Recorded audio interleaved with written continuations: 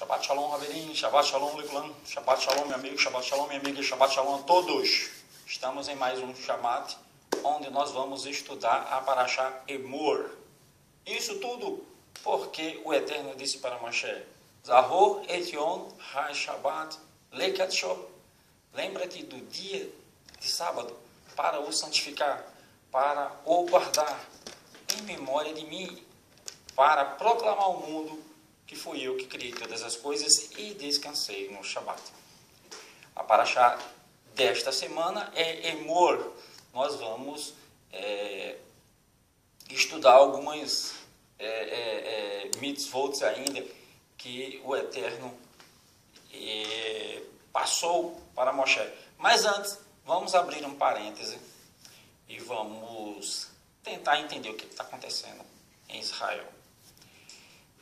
Depois de apurar alguns fatos, né, e comentários de alguns especialistas, eu não sou especialista político, não sou cientista político, né, apenas sou um visualizador e questionador. A gente questiona as coisas. Então, depois de fazer um apurado, como Lucas fez, né, com a biografia do Mashiach, depois de fazer um apurado com a visão de algumas pessoas do meio, o que é que está acontecendo lá? Primeiro, o que eu penso, tá? O que deu para mais ou menos diferenciar um pouco de antes e o agora. Na época que o Trump, não estou dizendo que o Trump é bonzinho, tá? Não estou fazendo propaganda do Trump aqui não, não existe político bonzinho. Na época do Trump, o Hamas, a palavra Hamas não é naquela sigla lá, tá? Não é não. Tem aquela sigla lá, né? Liberdade da Palestina, blá, blá, blá, mas não é. Tá? Hamas, em hebraico, significa violento, ou seja, violência. Né? É o que eles são. Não tem escrúpulo nenhum. Então, na época do Trump, o Hamas não tinha tanta força, né? Você pode olhar lá na história, ou ver os fatos atrás, não tinha tanta força como está tendo agora. Depois que a esquerda ganhou nos Estados Unidos, por que o Hamas está com tanta força? Por que esses negligentes árabes, se a gente pode falar assim, né, estão com tanta força? De onde vieram tantos mísseis? Né? Passaram a pandemia fabricando mísseis para o Hamas. Outra coisa, eles não querem saber se é judeu, se é grego, se é brasileiro, se é americano, se é árabe que está morando lá. O que eles querem é invadir o território. Mas aí uma análise religiosa é que lá onde tem o Muro das Lamentações, onde era o templo, lá tem a mesquita também, tem a cúpula da mesquita. É onde eles vão. E aquela área é restrita, são 8 portas, né? É restrito, só uma porta que estranhos podem entrar, eles podem entrar por todas. Tem um horário que é para entrar, que é de visitante, né? E, não sei, criou-se um problema ali, né? Onde o caos todinho está sendo por conta dessa mesquita, que fica, né, ali em cima, praticamente, né, de onde era o templo. Então, o que é que eles fazem? A mesma coisa, assim, a implantação do caos. É um partido político que joga um monte de gente na rua, né, para jogar pedra e criar o caos, e aí o exército vem e combate aquilo ali, só que a imagem do exército, né, massacrando é mostrada, mas a imagem do povo, de quem provoca a situação, não é mostrada. Então, é isso aí. É a regra de 3. Cria-se o problema, divulga-se o problema para poder dar a solução. Uma outra visão é que a faixa de Gaza fica ali embaixo, próximo ao Egito. Né? A Arábia, ali embaixo, perto do Yom Suf, mar final. E eles estão atacando uma faixa em direção para cima, para o litoral, onde vai para o Líbano. Né? Ou seja, me parece que eles querem um caminho, eles querem aquele caminho, né, que antes era um caminho comercial, do Egito a Constantinopla, lá em cima, que hoje é Istambul, onde é a Turquia. Então, eles estão atacando, enfraquecendo aquela área ali, uma faixa perto do litoral, né, eu acho que não é tão montanhosa, até lá em cima. Jerusalém não está sendo atacada por mísseis, né? Aquela outra área onde fica a Cisjordânia, do outro lado, né? Não, né? Mas o que é que acontece? Se eles enfraquecerem esse lado, né? Se eles enfraquecerem esse lado, e o outro exército Jordânia entrar pelo Jordão, né? As estratégias são as mesmas, era assim que eles entravam. O reino babilônico, Sírio, tudo entrou por ali, né? Vem pelo lado leste, né, de Israel. Então, o que é que eles querem? Eles querem um controle numa faixa dessa, né, de norte a sul, para quê? Petróleo, para tráfico, armas, né, para transportar o quê? Eles querem controle. Ou seja, é uma guerra de território. E como sempre, usa-se a religião. Usa-se a religião para provocar o caos entre as pessoas, porque elas sabem que se mexer com a religião de fulaninho não vai aguentar, porque ele é devoto da religião, então fulaninho não vai aguentar, vai contra-atacar, vai reagir. Era o que o catolicismo fazia, esqueceram que o catolicismo fez muito isso? O catolicismo fez isso, onde a cruz, essa cruz maldita chegava, né? Eu não estou falando de Yeshua o Salvador não, tá? Não estou falando dele não, porque Yeshua foi crucificado no madeiro, numa estaca, tá? No madeiro, numa estaca, não foi em cruz, né? Porque ele é pedra angular, ele não é triangular não, ele é angular, tá?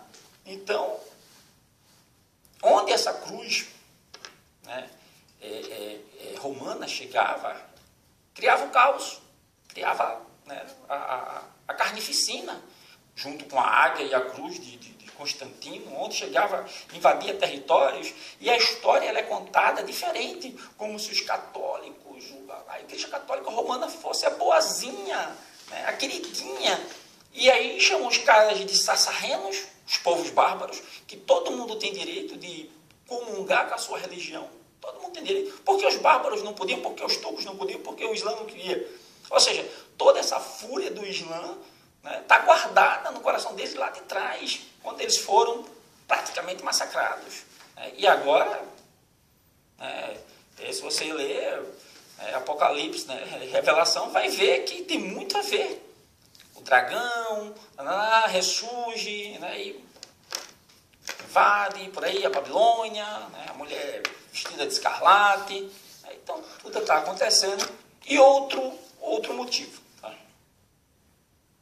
Isso não é para apressar a vinda do antimachia, não? Israel, aquele texto lá que Paulo fala assim, quando vocês verem paz, haverá repentina destruição. Shaul escreve isso aí, cuidado. Quando vocês perceberem a paz, haverá repentina destruição. Agora, isso vai até quando? Porque Israel está preocupado com Covid. Não era nem para ter falado, mas já foi. Israel está preocupado lá com a picada, e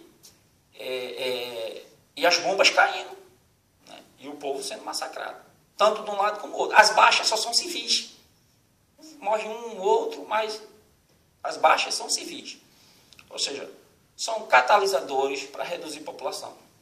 Se o inseto voador, que está causando a fraudemia, não está matando como eles desejavam, então vamos criar caos. Aí cria caos em Israel, cria caos na Colômbia, cria caos, isso tudo envolvendo religião e racismo. Religião e racismo. Até que só sobre dois tipos de pessoas, quem tomou a picada e quem não tomou. Então essas duas vão começar a se debater, Quem tomou vai achar que quem não tomou é uma ameaça e vai começar a denunciar e você já sabe o restante. Agora vamos para Paraxá, fechou parênteses, vamos para Paraxá. Esse é mais ou menos o que eu acho que está acontecendo lá. Simplesmente política. Fulaninho usando fulaninho para conquistar território de fulaninho. Acabou. Ou então fulaninho usando fulaninho, que é para dar uma desculpa internacional do que está acontecendo. Assim, a picada está matando Israel, Então, vamos jogar bomba lá, que é para dizer que os mortos foram mortos de guerra. aplicada. Fechei parênteses de novo. Parashá Emor. Por que os Kohanins e Levitas trabalhavam no Beit Hamikdash? Deixa eu colocar, eu quero ver se eu faço bem rápido, porque agora a gente só tem 50 minutos. E essa Parashá é longa. Na Parashá anterior, Moshe disse a Bnei Israel que eram a nação santificada para Hashem. Por isso, deveriam respeitar muitas leis que os não-hebreus não precisam cumprir. Isso não deixa de ser o que está acontecendo em Israel hoje, falta de cumprimento das mitzvot, dos mandamentos. Israel tem até passeata gay, né? E aí? Tem tudo lá, confisco de terras, de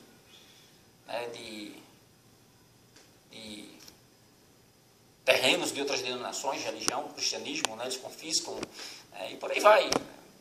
Você foi Israel, aborto, e por aí vai. Tem tudo lá. Tudo. Então, de santo não tem nada. Quem é santo é o povo que cumpre mandamento, que está espalhado no mundo. Porque aquele território lá de santo não tem mais nada. Moshe continuou dizendo: uma tribo entre vós é a mais santa que as outras, a tribo de Levi. Agora por quê? Dentro da tribo de Levi, os Kohanins são os mais santos que os demais levitas. Apenas os Kohanins podem executar a avodá de Levi, né? E os Kohanim, o serviço, né? A avodá, o serviço, e os korbanot, que são sacrifícios. Os levitas farão as demais tarefas do Beit Hamikdash. Para que Hashem elegeu a tribo de Levi para servi-lo no Beit Hamikdash. Gente, por quê? O que é que acham, né? Que a tribo de Levi, ela foi a única que não adorou o bezerro de ouro, né? E antes disso ela continuou fazendo a Berit Milá, a circuncisão, mesmo proibida pelo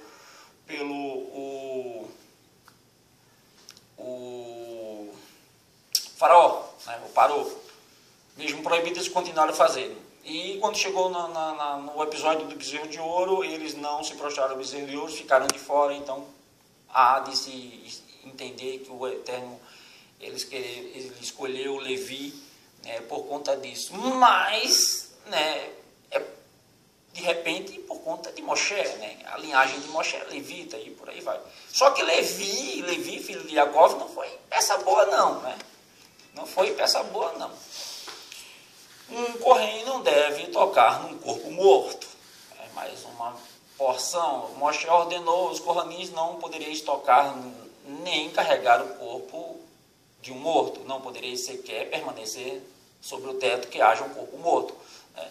E não podereis entrar num cemitério nem assistir o enterro de outro hebreu ou judeu. Não vos será permitido caminhar sobre um túmulo nem tocá-lo. Isso para os Kohanins, os sacerdotes. Porém, é uma mitzvah enterrar vossos 7 parentes mais próximos, mesmo que isto os torne impuros. Os 7 parentes mais próximos de um homem são, presta atenção, isso é a Torá, é a Bíblia quem fala, tá? Aí tem muita gente aí que acha, né, que o parente mais próximo é aquele que ele gosta mais. Não é. Parente mais próximo, esposo, né, ou esposa. Para o levita seria esposa. Está falando do homem aqui, do homem. Seria esposa. Em primeiro lugar, esposa. Em segundo lugar, mãe. Em terceiro lugar, o pai. Por que em segundo lugar vem a mãe? Porque para se saber se realmente a pessoa era judeu, primeiro tinha que saber, é filho de judia? É. Porque se for filho de judeu, né? Não, parente, não, ele é filho de judeu. Por quê? Não, o pai dele era judeu. Sim, mas a mãe não é judia. Sim, mas ele é filho do cara mesmo? Entendeu? Aí quando é filho de uma judia, não tem como, não tem contraprova, né? Primeiro esposa, segundo mãe, terceiro pai, quarto filho, quinto filha, sexto irmão e sétimo irmã solteira. Se a irmã do Kohen for casada, ele não pode enterrá-la. Só que o sumo sacerdote não pode enterrar ninguém. Esses são os Kohanins, não é o Kohen Gadol, né? Atualmente essas leis, né, não se aplicam aos Kohanins, devendo ser observadas por homens e meninos, porém não por mulheres e meninas, né, só por homens. Até um Kohen Gadol deve sepultar um mitzvah, um corpo judeu abandonado. Essa aqui é interessante. Essa daqui, Yeshua passa na cara, né, deles, eles ficam com muita raiva, né, chegam a pegar pedras para jogar em Yeshua. Se um Kohen Gadol ou Kohen estiver andando por um caminho deserto e veja só, você só entende o Novo Testamento, que eles chamam de Novo Testamento, que é escrito na Tzarim, se você estudar o Velho. Porque tudo que Yeshua ensina ali é Torá. São os ensinamentos que o Eterno deu a Moshe. São os mitvot, os mandamentos que o Eterno deu a Moshe. Aí quando Yeshua relata, passa na cara deles que eles não estão cumprindo, né? Quando ele diz assim, vocês querem botar um fardo muito pesado nas pessoas, mas não querem carregar, né, esse fardo nem com o dedo. Aí os caras ficam com raiva, que é o que os pastores e padres fazem hoje, todo líder religioso faz hoje. Bota um fardo muito pesado nas pessoas, mas eles tá de boa, né? De carrão blindado, helicóptero, avião, mansão, iate, apartamento em Miami, fazenda, muito gado, hangar em aeroporto para guardar avião. É bom demais. Isso às custas da ignorância dos bestas, né? Que contribui para que eles sejam assim, né? Muita fartura, bastardos. Então, se o Kohen Gadol estiver passando por um caminho deserto e deparar-se com um judeu morto, ou qualquer hebreu morto, deve proclamar, encontrei um judeu que necessita de sepultura. Por favor, se alguém estiver me ouvindo, que venha e o enterre. Ele grita, encontrei um judeu morto, tem alguém me ouvindo, né? Que venha enterrar ele. Se alguém escutar seu chamado, o Kohen não deve sepultar o corpo. Contudo, se ninguém o escutar, o Kohen deve enterrar este judeu morto. Esta é uma mitzvah importante, ocupa-se de um mitzvah, um corpo abandonado de um judeu. Só que essa mitzvah, ela se refere a um morto, né, mas também ao necessitado. Né, também ao necessitado. Aquele estrangeiro lá que está passando fome, e o cara está passando no caminho e vê lá o cara caído no chão com fome, tem que socorrer. Socorrer, se ele estiver vivo, socorrer. Se ele não estiver vivo, enterrar. Né? E aí, quando Yeshua fala lá, relata a parábola do bom samaritano, o que é que ele diz? Né? E passou o sacerdote de longe do necessitado. Aí os caras olham assim para ele, e aí lembra da paraxá, né? Lembra da porção, né? Poxa, ele está falando daquela mitzvah que o sacerdote tem que ajudar o necessitado. Passa de longe. Aí passa outro de longe. Aí o samaritano passa e ajuda. Aí os caras, né? O que ele quer dizer com isso? Que o samaritano é melhor do que a gente? Não, a bondade está no coração. A bondade não está na religião. A bondade, né, não está na criação, não está no nível social, acadêmico, raça, credo, língua, seja lá o que for. A bondade está aqui no coração de quem deseja fazer. Você nasce com a bondade no coração. É escolha sua fazer ou não. E a tua consciência te acusa quando você não faz. Como você nasce com a índole pecaminosa. E você escolhe fazer ou não. Certo? Então, entendeu o porquê da parábola do bom samaritano? Yeshua queria mostrar para os sacerdotes que eles não estavam cumprindo uma mitzvot, um mandamento. E aí as pessoas dizem, você fala com autoridade, porque Yeshua cumpria a mitzvot, e eles não. Essa é a autoridade, é você falar aquilo que você vive, né? E viver aquilo que você fala. Os outros não viviam aquilo que falavam. Então eles não tinham autoridade. De onde vem a autoridade? Yeshua disse, não, vocês me responderem uma coisa, eu respondo outra. Ok? Matrimônios proibidos a um Kohen, tá? A gente está aqui estudando a paraxá. Isso não quer dizer que não que vogue para hoje, né? Que sirva para hoje. Né? A Torá proíbe o Kohen de se casar-se com uma dessas mulheres. Estas leis também vigoram atualmente. Preste atenção que todas essas instruções são para os Kohens, são para os sacerdotes e o sumo sacerdote. Está pensando que eles não tinham que cumprir mitzvot também? Não tinha que cumprir. É muito mais dura do que para o povo. ele era proibido de casar com uma halalá, né, que é a filha de um Kohen ou Kohen Gadol, nascida de uma união que lhe é proibida. Por exemplo, uma moça nascida do casamento entre um Kohen e uma divorciada, né, entre um sacerdote e uma divorciada. A zoná, né, uma mulher que teve relações proibidas, né, não pode casar com essa mulher. Né. Aí o crente hoje, né, o crente hoje, não, né, tem que ser virgem, tem que ser da mesma parentela, da mesma igreja, não sei o quê. Esse mandamento ele quer cumprir, porque ele é orgulhoso, né? Ele não sabe nem o que é ser sacerdote, né? Quer dar uma de sacerdote, né? Só porque pertence a uma religião, uma denominação evangélica, né? A zoná, né, que teve relações proibidas. Aí depois vem a guiorete. Guiorete é uma mulher divorciada. Ele não podia casar com uma mulher divorciada. Ou seja, que recebeu carta de divórcio do marido. Isso não quer dizer que ela cometeu adultério. Simplesmente o marido deixou ela e deu carta de divórcio. Um Kohen Gadol tem mais restrições ao escolher uma esposa que um Kohen comum, por causa de sua santidade superior. O Kohen Gadol é o sumo sacerdote, né? Enquanto um não Kohen pode casar-se com uma zoná, uma halalá ou divorciada. Ele não pode, né, tomar como esposa nem uma viúva. Uma viúva está acostumada com os hábitos do seu primeiro marido, né? Sendo-lhe mais difícil adaptar-se à nova posição de esposa do Kohen Gadol. Aí o que é que acontece? Vamos lá. O cara é Kohen Gadol. Era muito fácil ele pegar a novinha virgem, né? Porque toda novinha virgem queria ser mulher do Kohen Gadol, do sumo sacerdote, lógico. Mas só que esse sumo sacerdote é velho. Então ela sabe que mais dias ele pode não dar conta mais de uma mulher nova. Você sabe do que eu estou falando? E aí, ela vai ter os estímulos dela. A mesma coisa que aconteceu lá com a mulher de Potifar. Né? Acusam muito a mulher de Potifar, mas ninguém vê o lado dela. Né? O cara era eunuco. O cara não podia satisfazer a mulher. E aí? Mas ela sabia que quando se casasse com ele, né, não ia poder ter esse privilégio. Então, a novinha que casa com o Kohen Gadol sabe que até a morte dele, ela vai ter que ser fiel a ele. Porque se ela não for, vai ser apedrejada. Certo? Então, não precisa ser Kohen Gadol, não. Casou com o velho, por causa do dinheiro dele, seja fiel a ele até a morte. Você não vai ser apedrejada, né, se você trair ele, né? Mas a tua consciência vai te acusar.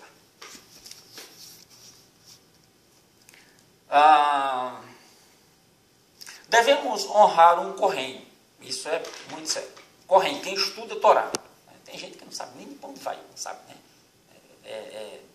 Desonra pai e mãe, não sabe nem o que é isso, né?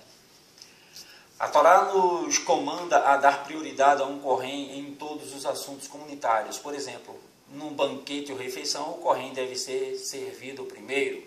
Ao lavarem as mãos para a refeição, grupo pequenos, o Kohen deve ser o primeiro, né? Conceder-lhes a honra de recitar a bênção sobre o pão, tem o direito de ser o primeiro a ser escolhido para liderar o zimun, né? A introdução à bênção após as refeições. Se 3 ou mais adultos comem uma refeição juntos, é o primeiro a ser chamado a Torá, seguindo de um Levi e, por último, um Israel. Ao distinguirmos um Kohen, isso naquele tempo, tá? Um Kohen, devotamos honra ao Todo-Poderoso que o escolheu como seu servo.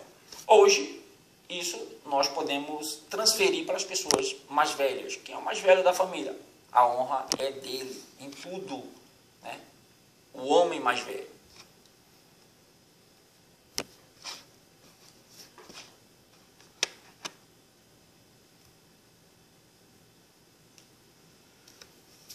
Um Kohen deve possuir 5 características para servir como sumo sacerdote.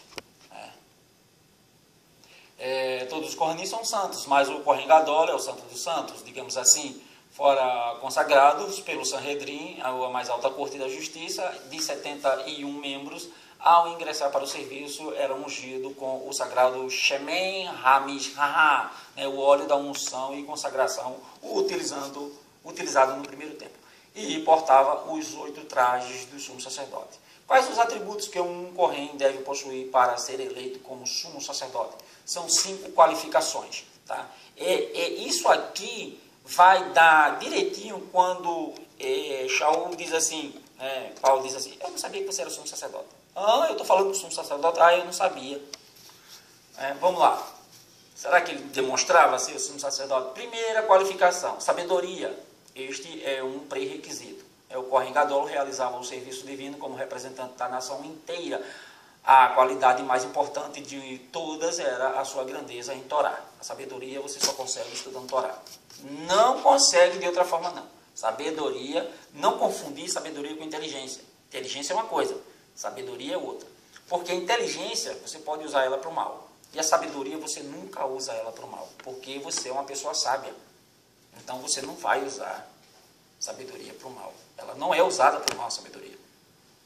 Um homem sábio não faz o mal. Entendeu?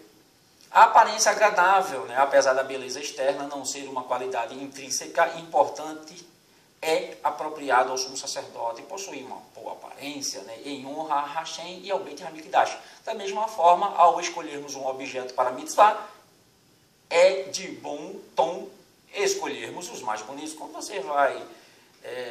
Isso não é distinção entre pessoas, tá? É só para dar mais honra e mais crédito. Quando você vai escolher um objeto para você, um jarro, você quer um mais bonito. Você quer mais bonito. Força física é uma vantagem para o serviço do Kohen Gadol. Se ele for forte, para citar apenas um exemplo, deve realizar o extenuante serviço de Yom Kippur em jejum. Ou seja, ele tem que ter um cara forte para fazer todos aqueles serviços lá no templo, né, de sacrificar animais. Riqueza. O Kohen Gadol deve ter posição financeira melhor que os outros Kohanim. Isso não aconteceu com o primeiro, tá? Aharon, ele era pobre. Eu não sei aqui de onde eles tiraram essa ideia que o Kohanim tem que ser rico.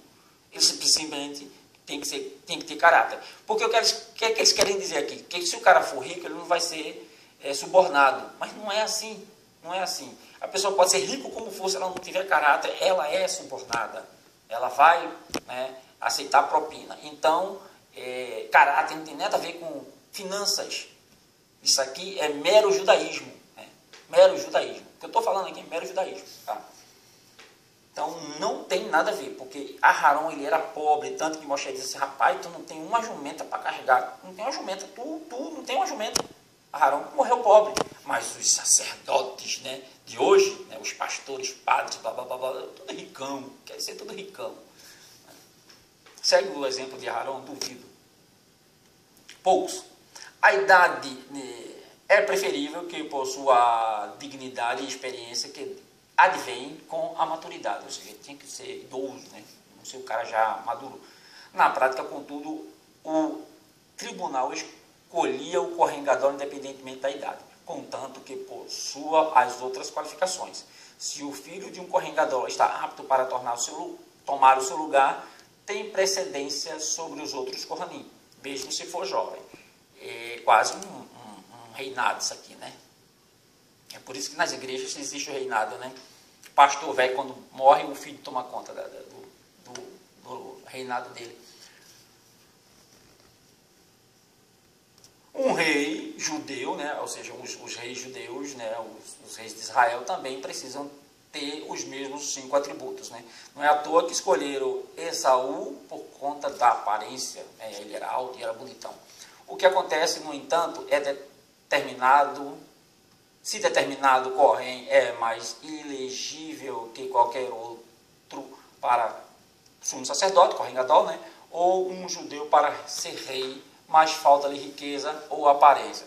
Aí eles dizem aqui que quando falta as outras pessoas tem que, né, dar dinheiro para ele ficar rico, para que ele não precise, né? Aí compensa isso.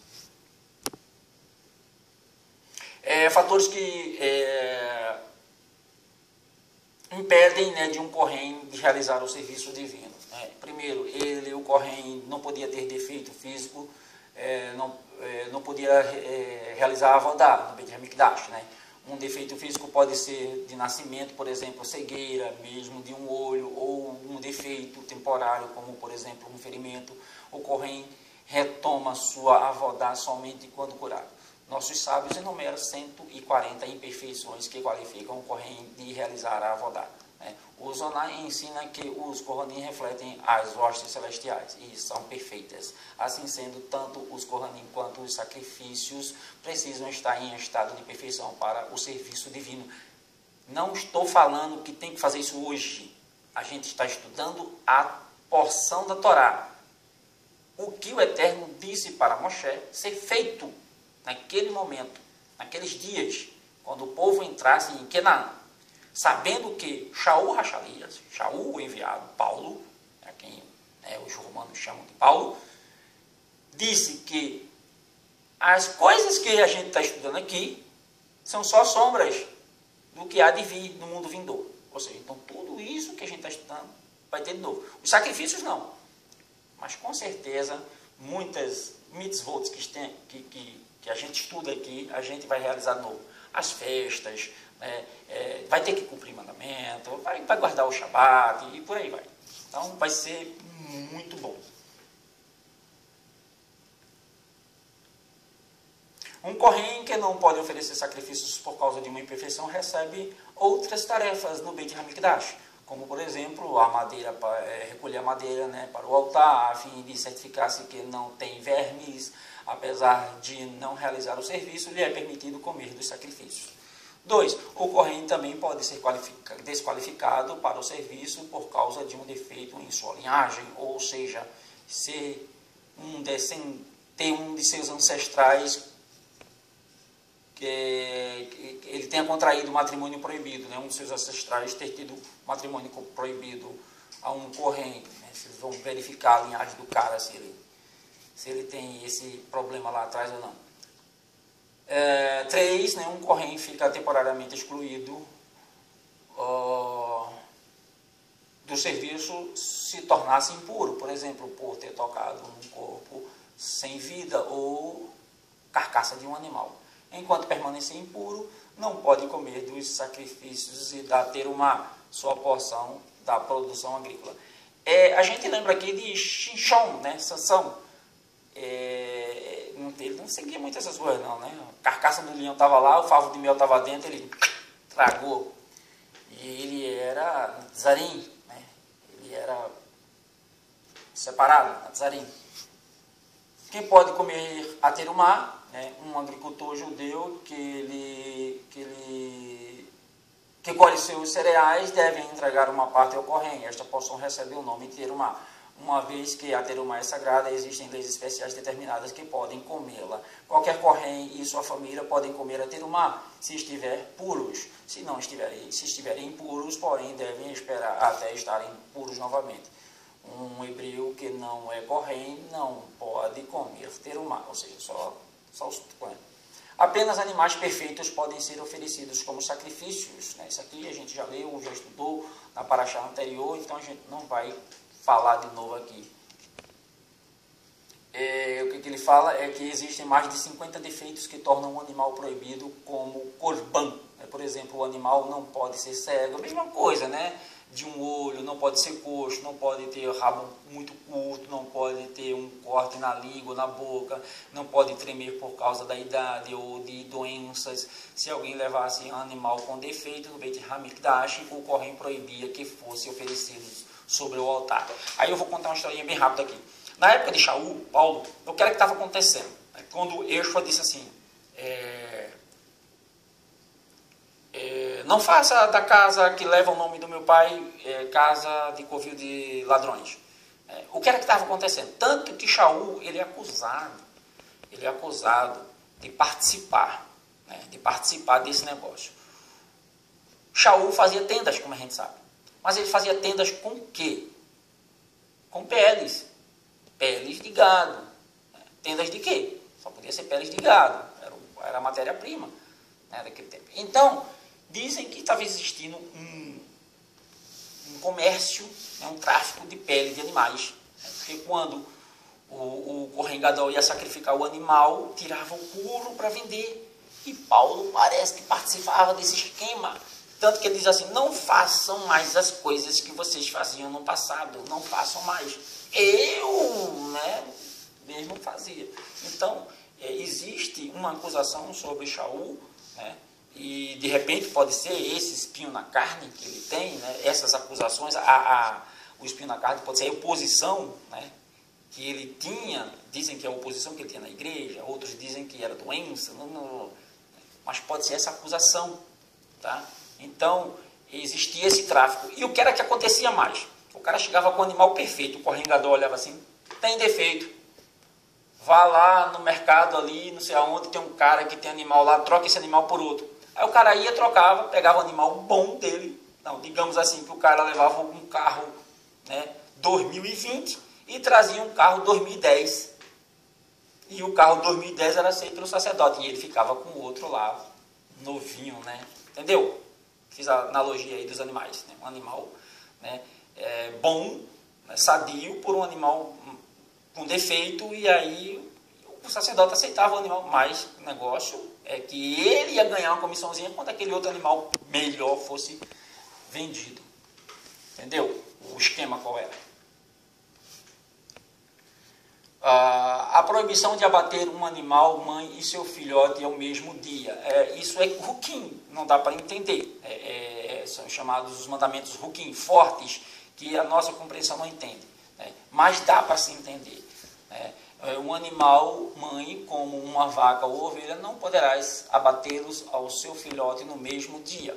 Né? Isso não tem explicação. É a ordenança do Eterno e acabou. Ele não quer que os dois sejam abatidos no mesmo dia. Certo? Hilu Hashem, não desonrar o nome de Hashem. Né? O Hilu Hashem, uma vergonha para o nome de Hashem. Né? Se alguém apontar uma arma para você e ameaçar, cometa o pecado ou eu atiro, você deve permitir que atire ou cometer o pecado? Né? A resposta é que se deve se cometer o pecado, a menos que seja um desses três.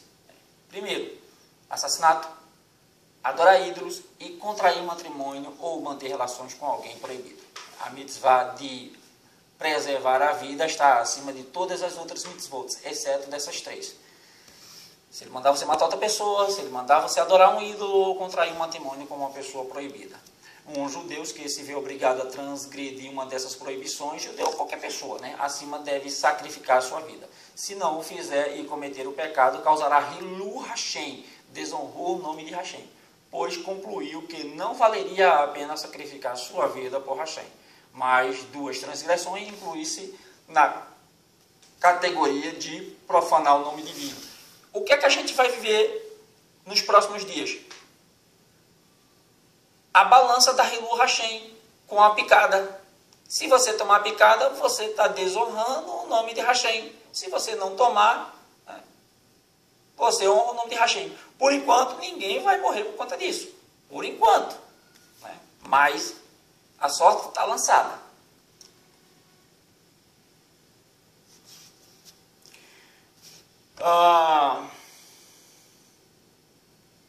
Dois tópicos.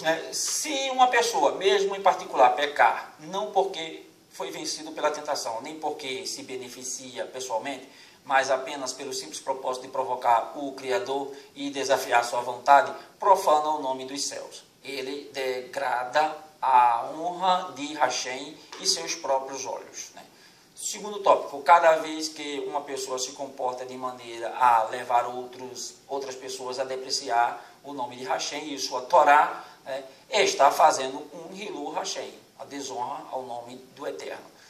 Quanto mais respeitada e conhecida a pessoa, mais zelosamente deve evitar quaisquer atos ou palavras que possam criar falsa impressão e profanar o nome de Hashem aos olhos de outros.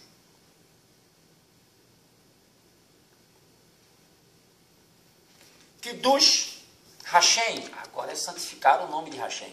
Se ordena a uma pessoa que cometa assassinato, adore ídolos ou mantenha relações com alguém proibido, do contrário será executado, deve deixar que o matem. Sua morte então trará Kiddush Hashem, santificará o nome de Hashem. Sua alma será recompensada no mundo vindouro.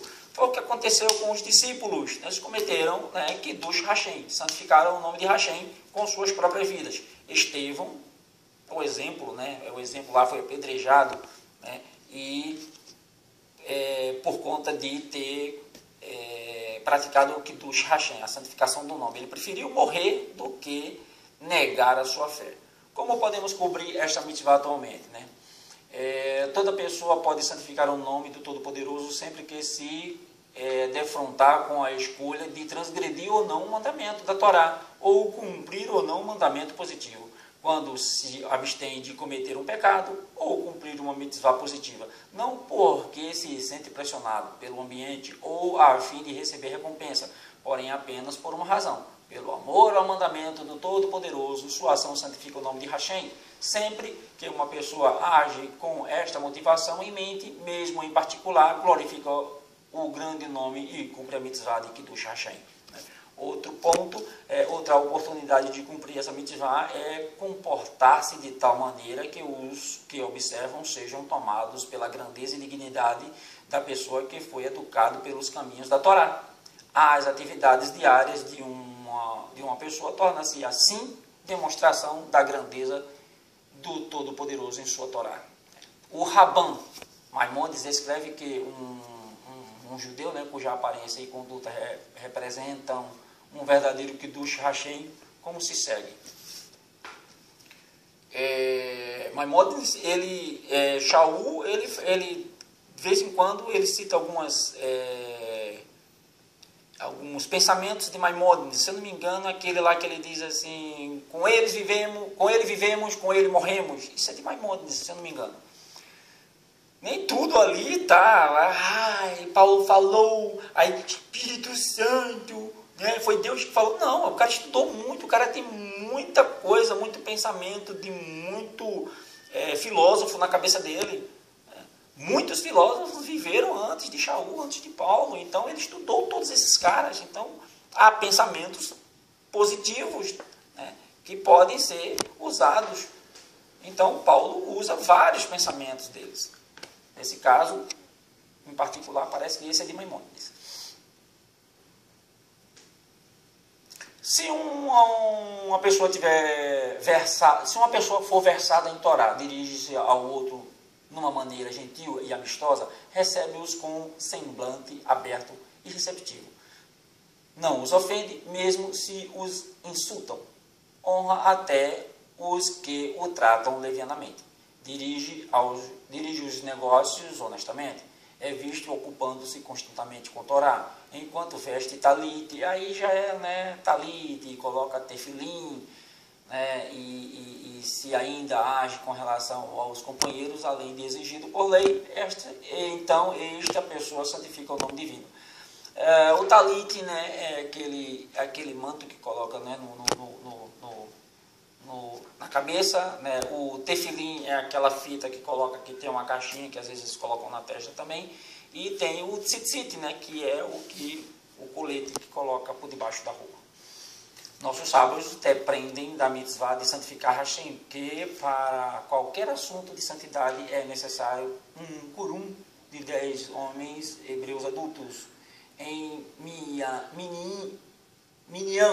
apenas se um Minyan estiver completo é que lemos a Torá. Recitamos Kiddush, trecho da repetição da Amidah, Kadish, Barechu, Birkat Kohanim, né, a bênção sacerdotal, e assim por diante. Isso é judaísmo, tá? As leis do Yamin Tovim, né? Hashem disse a Bnei Israel, Israel, e assine-lhes as leis dos Yamin Tovim, né? Moshe disse a Bnei Israel: o 7º dia de cada semana é Shabat. Neste dia não deverás fazer nenhum dos 39 tipos de melachá. Gente, eu vou correr porque a gente vai falar das festas agora. Mas antes de falar das festas, o Eterno fala do Shabat. O Shabat é o mais importante de todas elas, né? Aí cada Yom Tov é o único, portanto, devereis trazer corbanotes especiais ao Beit HaMikdash. Aí primeiro vem o Shabat, né? O Shabat, ele precede né, a menção do Shabat precede a todas as festas. Né? Há uma diferença básica entre Shabat e Yom Tov. Enquanto a santidade de cada sétimo dia foi proclamado por Rashi no momento da criação, de uma vez por todas, o dia em que ocorria Yom Tov na época do Beit HaMikdash variava de ano para ano. O início de um novo mês judaico era determinado pelo tribunal dependendo do relato satisfatório de duas pessoas ou duas testemunhas idôneas que observavam a aparência da lua nova. Às vezes, o ano poderia ter um mês a mais. O calendário judaico é assim, tá? Aí, quais as festas da Torá, que a Torá ordena que observemos? Você vai ver que não tem nenhuma festa pagã que os homens realizam hoje. Não tem carnaval, não tem São João, não tem Natal, não tem dia das mães, tem dia dos pais. São encontros marcados. A Torá a Bíblia chama de encontros marcados com o Eterno. A primeira festa era Pessah, a segunda era Shavuot, né? A terceira era Sukkot, e aí vinha entre esse meio de Sukkot, o Rosh Hashanah e Yom Kippur. Também celebramos Hanukkah e Purim, mas essas festas não foram ordenadas pela Torá, certo? Foram instruídas mais tarde pelos sábios, por causa dos acontecimentos que ocorreram posteriormente em nossa história. As três primeiras, Pessah, Shavuot e Sukkot, recebem o nome de Shalosh Regalim, ou seja, as três festas de peregrinação a Jerusalém. Lembre que quando Yeshua se perde, quando era novinho, ele se perdeu, eles estavam indo em uma dessas festas a Jerusalém, os pais. Em cada uma destas festas, os homens deveriam viajar ao Beit HaMikdash e oferecer korbanot.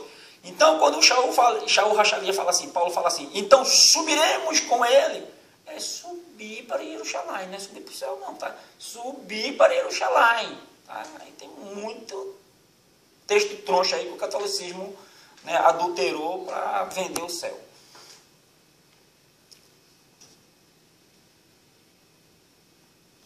Aí, porque Hashem nos proibiu de fazer a maior parte dos trabalhos em Yom Tov, né, porque Yom Tov, né, é um dia especial. Né? Aí a festa de Pessah, que é a Páscoa. Né? Moshe disse a Bnei Israel, todos os anos na primavera guardarei Pessah durante 7 dias. Estas festas, né, vos lembra como tirei vossos antepassados do Egito. Pessah. Aí, a oferenda comunitária de cevada no segundo dia de Pessah. Aí você vai entender, né, quando você estudar isso, você vai entender o porquê de Yeshua ter morrido na quinta e não na sexta. Porque na quinta que era entregue o cordeiro, né, na quinta, que é a quarta noite. E a quarta era entregue os pães, né, os 2 pães. Estuda direitinho. Né? Eu já expliquei isso em outras paraxá lá atrás, hoje eu não vou explicar, né? Na véspera de Pessah, os delegados do tribunal visitavam o campo no qual a cevada para o homer seria colhida. Amarravam as espigas e feixes a fim de facilitar o corte após o Yom Tov. Tinha a entrega dos feixes, a entrega de cada dia tinha um ritualzinho, certo? Depois vem Hadash, a proibição de comer a nova colheita antes da oferenda do homer, né? Aí, Sefirat Haomer, a mitzvah de contar 7 semanas deste dia em que se oferecia o homer. Aí você contava 7 semanas, aí depois dessas 7 semanas chegava quem? Shavuot. Shavuot é a entrega da Torá. Né? Mas, por que contamos o homer a partir do segundo dia de Pessah? Porque no primeiro dia de Pessah ainda estava no território egípcio, então só pode contar a partir do segundo dia. A festa de Shavuot, Moshe ordenou a Bnei Israel, no 50º dia da contagem, guardareis a festa de Shavuot. A Torá foi ortogada, né, 7 semanas após a redenção do Egito. Depois da Páscoa, 7 semanas, 50 dias depois, eu já falei sobre isso, né, que Yeshua diz assim, ficarei 50 dias até que o ruá do Eterno desça sobre vós. Certo? Depois de pensar 50 dias depois, o Eterno desceu sobre aquele povo no Monte Sinai e deu as leis. Vai lá atrás, nos vídeos lá atrás, que eu explico direitinho. Né? Então, vem a festa de Shavuot. Depois da festa de Shavuot, né, é a festa de Rosh Hashanah, o começo do ano, certo? Vem o começo do ano. Né? O shofar é tocado, e por aí vai. Aí depois vem Yom Kippur. Yom Kippur é o dia de pedir perdão. Esse dia ele era um dia muito digamos assim, triste e ao mesmo tempo alegre, porque se jejuava o dia todinho e pedia perdão ao Eterno por todos os pecados que cometia no ano. No 10º dia de Tisrei guardarei o Yom Tov diferente. Neste dia não podereis comer, nem beber, nem cozinhar, nem carregar objetos na rua, nem fazer os demais trabalhos que vocês fazem nas outras festas. Além disso, todos os trabalhos proibidos no Shabat também são proibidos neste dia. Este dia, Yom Tov, é Yom Kippur, o dia do perdão. Neste dia, Hashem perdoará os vossos pecados. Certo? Depois de Yom Kippur, aí vem a festa de Shavuot. Agora vamos nos alegrar, né? Fomos perdoados, agora vamos nos alegrar. A festa de Shavuot é aquela festa lá das cabanas, de ficar 7 dias, né, em Sukkot, né? Em Sukkot, que são cabanas, né? Primeiro, Sukkot vem logo após Rosh Hashanah e Yom Kippur, né? Os dias de Teshuvah e arrependimento. Depois de fazer Teshuvah nesses dias, nossos corações estão alegres, pois nossos pecados foram perdoados. Segundo, antigamente, quando Bnei Israel era um povo agrícola, em Eretz Israel não eram completamente felizes em pensar. Por quê? Tinham acabado de semear o trigo e estavam preocupados, pois não sabiam os resultados da colheita. Seriam bons ou ruins, né? O trigo era o principal alimento durante o ano todo. E se a colheita falhasse, não haveria alimento suficiente. Em Shavuot, o trigo era colhido e os agricultores ficavam aliviados. Não estavam ainda completamente felizes. Os frutos das árvores e vinhas ainda não haviam amadurecido. Talvez a colheita fosse parca. Finalmente chega Shavuot, os camponeses já haviam abastecido seus silos e celeiros de abundantes frutos e colhido os cereais dos campos. Estavam preparados para enfrentar o longo inverno, agora sim podiam sentir-se completamente felizes. A mitzvah de morar em cabanas em Sukkot, né? O Eterno disse: vocês vão morar 7 dias em cabanas, que é para vocês se lembrarem que vocês moraram em cabanas. Seus ancestrais, os egípcios, né? Quando estavam no Egito, moraram em cabanas. Quando estavam no deserto, moraram em cabanas. Então vão morar, né, em cabanas durante uma semana para lembrar dessa mitzvah, né? Os pizim, né, visitantes celestiais. Há uma lenda, dizem que, né, nessa época, né, alguns visitantes celestiais, né, eles ainda dizem que eram Avraham, Isaac, Jacob, Moshe, Arão, Yosef e Davi, né? Eles visitavam as pessoas nessa época. Esse espiritismo, né? Então a gente já sabe, né, de onde o espiritismo puxa alguma coisa, né? Vem do catolicismo, essas ramificações, né? De muita crendice e misticismo. Abá Minim, as 4 espécies, né? Em Sukkot, a mitzvah assegura 4 espécies de plantas, né? O etrog, fruta cítrica, lulav, ramos de tâmara, hadassim, murta e aravot, salgueiro. Está lá no Torá. Se você ler, você vai ver lá que eles pegavam essas frutas, esses ramos e faziam, né, um ritual lá. A festa de Shemini Atzeret, né? Sukkot dura 7 dias, o 8º dia é um Yom Tov novo, diferente, chamado Shemini Atzeret. Fora de Eretz Israel, acrescenta um 9º dia em Simchat Torah. Por que Hashem acrescentou um dia a Yom Tov e Sukkot? Veja bem, tem Pessah, dura 7 semanas, tem Shavuot, depois de 3 meses, aí vem Sukkot, aí Sukkot é a última festa antes do inverno. Aí o Eterno disse: não, vou prolongar essa festa por mais um dia, né, porque eu só vou ver os meus filhos né, aqui de novo, né, em Jerusalém 6 meses depois, né, depois do inverno. Por isso que ele colocou mais um dia, né, digamos assim, né, que ele fez isso por conta do muito tempo que a Pessah no próximo ano voltaria de novo, depois de 6 meses, depois do inverno. Então vamos nos alegrar mais um dia, porque a gente vai passar muito tempo. Tem até uma parábola do rei, né? O rei, ele, né, desse mesmo jeito, né? Quando ele diz: quando é que vocês voltam de novo, meus filhos, para me ver? Ah, pai, só daqui a 6 meses. Ah, então fico mais um dia, né? Pronto, isso aí. Terminamos a Parashá Emor de hoje, né?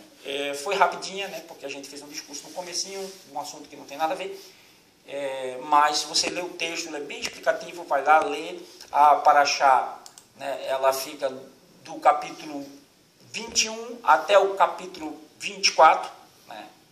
21, 1 até 24, você tem todas essas mitzvot aí, que são dirigidas aos sacerdotes. Né? São dirigidas aos sacerdotes, que os sacerdotes de hoje não querem cumprir. Certo? Vamos recitar Birkat Kohanim e vamos terminar. Yevarechecha Adonai veishmerecha, Yair Adonai panavelecha, vihuneka itzah Adonai panavelecha veyatzelecha shalom. Vedetut et haimet, vehaimet teshaher et her. Conhecereis a verdade e a verdade te libertará da religião, da política, da ciência, de tudo. E serás uma pessoa sábia. Basta buscar e pedir sabedoria ao Eterno. A Torá é a fonte de sabedoria. Tanto que Davi diz assim, a Torá de Adonai é perfeita. Ela transforma um tolo em um sábio. Emitzer Hashem. Se assim o Eterno permitir, estaremos aqui de volta. Elohim Meler Neiman. Elohim é rei fiel. Isso é o que Amém quer dizer. Um ótimo Shabbat para você. Obrigado por estar conosco. E até a próxima semana, se assim o Eterno nos permitir. Shabbat Shalom.